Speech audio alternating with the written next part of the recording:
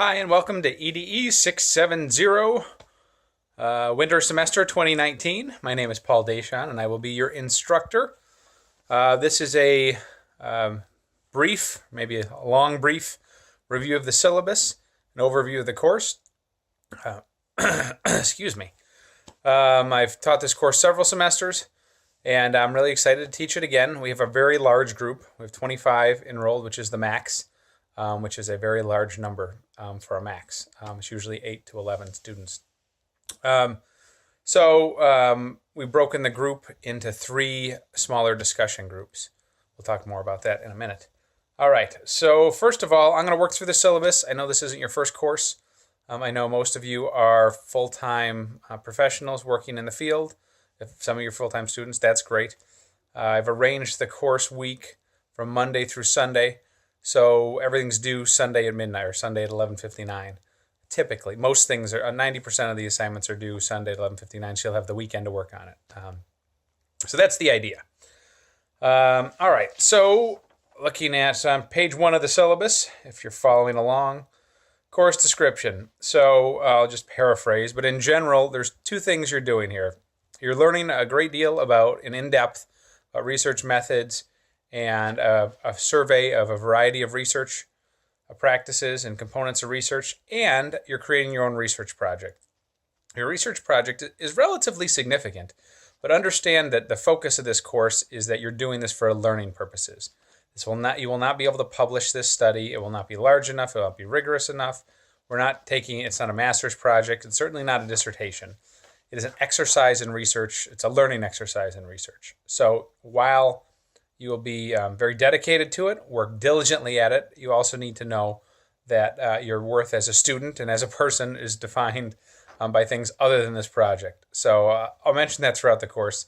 And the reason I say that is because it's really easy to get wrapped up and kind of put a lot of internal pressure on yourself over a project like this. Be reassured, I'm here to help. So with an online course, my teaching philosophy is such that I spend all the time, as much time as possible and all the time designing the course shell, designing the learning experiences, the text, the PowerPoints, etc. And I've actually worked with Dr. Peterson, I believe, who I've been teaching this course a number of semesters, but before me it was he who created a lot of the materials. So you're getting kind of the best of both worlds. And so as an instructor, I've designed a number of learning experiences for you. Follow the learning experiences, follow the instructions, read the rubrics, and complete the assignments the way they're designed to. You'll get all your points. You'll do well in the course. You'll build a research project before you even realize you're building it. So be assured, I'm here to kind of be a positive coach for you, positive nag from time to time as far as reminding you about deadlines. You're going to submit things to me. I'm going to give you feedback. It's all constructive feedback. It's meaningful feedback. The premise is that you want to submit a finished product that is flawless, but is a high quality finished product. So I will provide feedback in a constructive, positive way to encourage you to get to that product. And then you'll learn, how to create that product along the way. All right, enough kind of off script, right? So course objectives. So again, 2 components of this course, right? You're learning about research. You're going to do that through, number 1, the text. There's 14 instructional weeks of the course. We're covering 14 chapters of the textbook. And there's 14 chapter quizzes, for lack of a better term. They're called study guides. Functionally, they're quizzes. So you're going to read the chapter, take the quiz at the end of the week, and you're going to do that for 14 weeks in a row. So that's one part of your learning. A lot of those chapters will correspond with you building your research project, and a lot of them won't, because the text really goes in depth to the different measurements, measurement styles, and quantitative, qualitative, and primarily, your research project will specialize in a certain area, but you'll continue to progress and read for the educational experience. So the other half of the course, the other part of the course, is building your research project.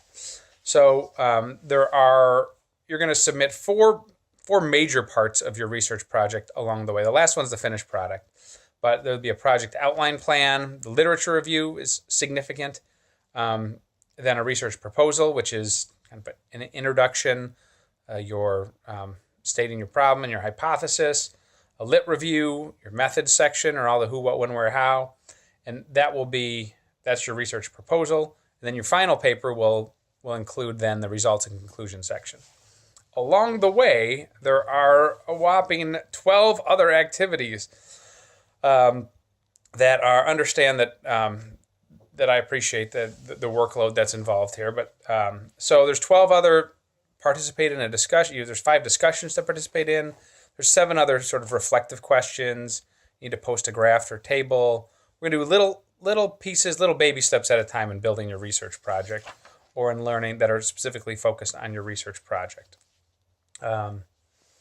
So again, I'm skipping course structure. So we talked about that Monday through Sunday on page 2. So here's all the assignments at a glance. Personal introduction is a discussion that we're doing this week.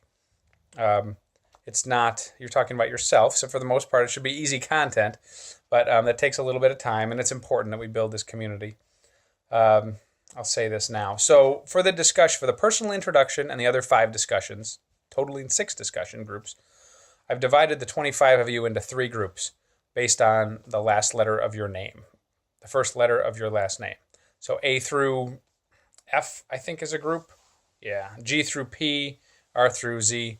So, and you'll see that. So it's just important that you post in the correct discussions, because the 7 to 10 of you will be your own little subgroup, right, for all 6 discussions. So the personal introduction, you're going to get to know each other and build that community, and then you'll be talking to each other throughout the course. And that's going to be a real helpful experience, I can assure you.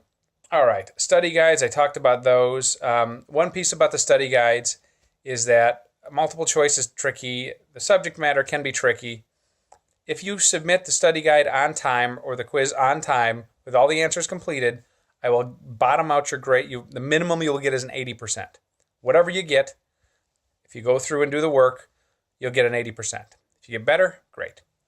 And sometime, because I'm a educational psychologist by background, if I find that one of the questions is invalid, that most of you got the question wrong, then it's not you, it's me, it's the question. So I'd even throw that question out. So, and the questions are challenging, but it'll never be a reason for you to fail the course. You're going to get a minimum of 80%, provided you turn all these in on time. They can't be late, because the minute the Blackboard's set, the minute the deadline expires, the correct answers release, and it's obviously too late for me to accept a quiz from you at that point. So it's important that you give those a shot. Again, you need to be an independent learner to do this research project. At this point, you need to get what you want to get out of this class. So you can become a master of all 14 of those chapters, or you can have a light awareness of all those chapters and kind of do your best on the multiple choice. You choose how you're going to divide your time, how you're going to dedicate your time. Just understand, I know it's not timed; it's open book.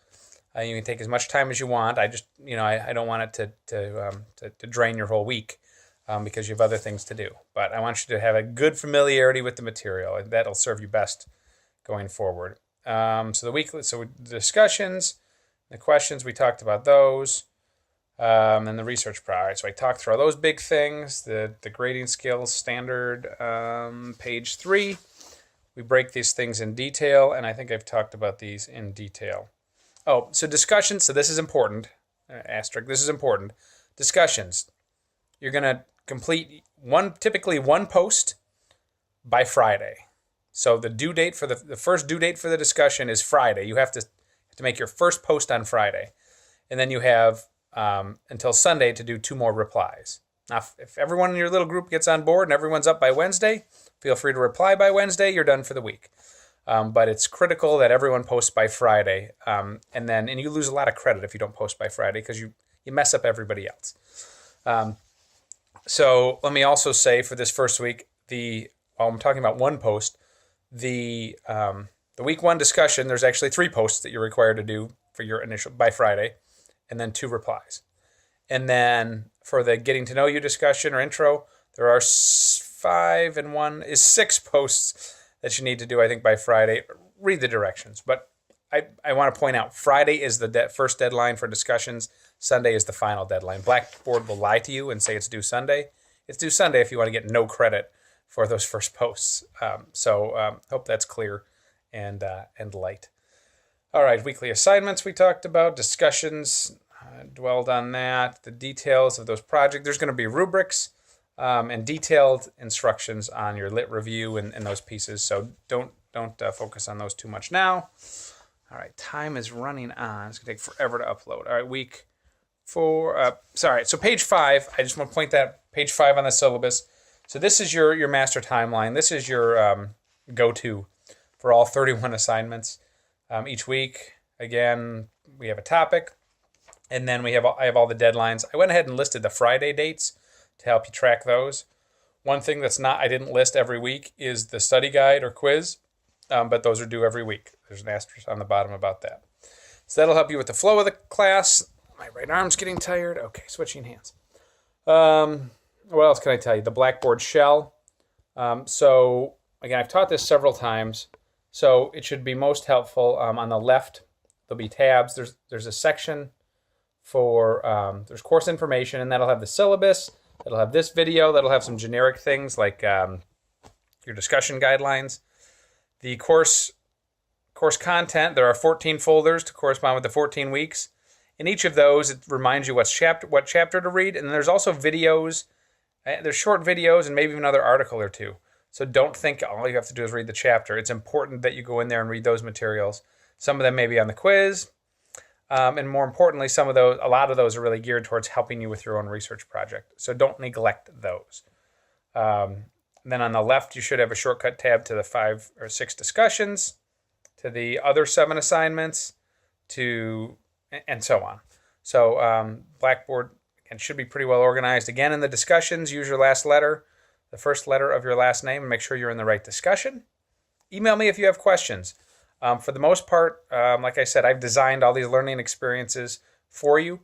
I kind of sit back and help coach you through them. So email me. Email me if you have questions, if you have personal issues.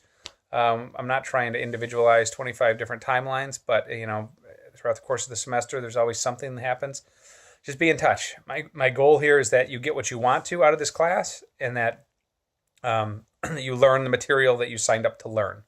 So I want to be as reasonably flexible as possible, and again, be a friendly coach in your corner. Looking forward to a great semester. If you have questions, email me, and I'll be happy to get back to you as soon as I can. Thanks.